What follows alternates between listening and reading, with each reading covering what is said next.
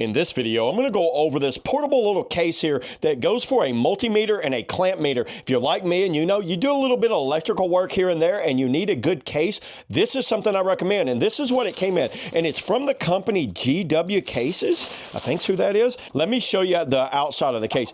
Very nice. It's a splash resistant. It's not waterproof, but it is splash resistant. They put their logo on the zippers. Very nice rubberized zippers that go very smooth, just like that. The handle is like a sewn webbing and there's padding in there, so it's a very nice handle. And it's got this orange logo that's like a little lightning bolt, which shows you what it is. Let's just open this thing up and let me show you how I have it laid out here. So when you first open it up, there's all of my probes. Every probe that I have for both of my meters are in there.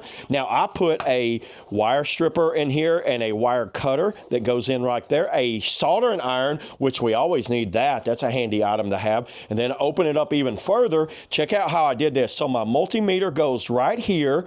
My clamp meter goes perfectly right there. And both of mine are from the company Angie. And I just went ahead and put a little like knife. I have this little kind of crescent knife that's very handy to have. And I just put it in there. But you can put an outlet tester or something like that over there. And that's what that's for. But these have this pulling, like this foam that you pull out. So you can go to any size there. I recommend this for any like electrician, handyman, or anyone doing any type of electrical work to keep up with your tools and keep them protected in a nice solid case. So yeah, there it is, everybody. That's all I got on the GW case, you know, electrical multimeter and clamp meter case. See you on the next video.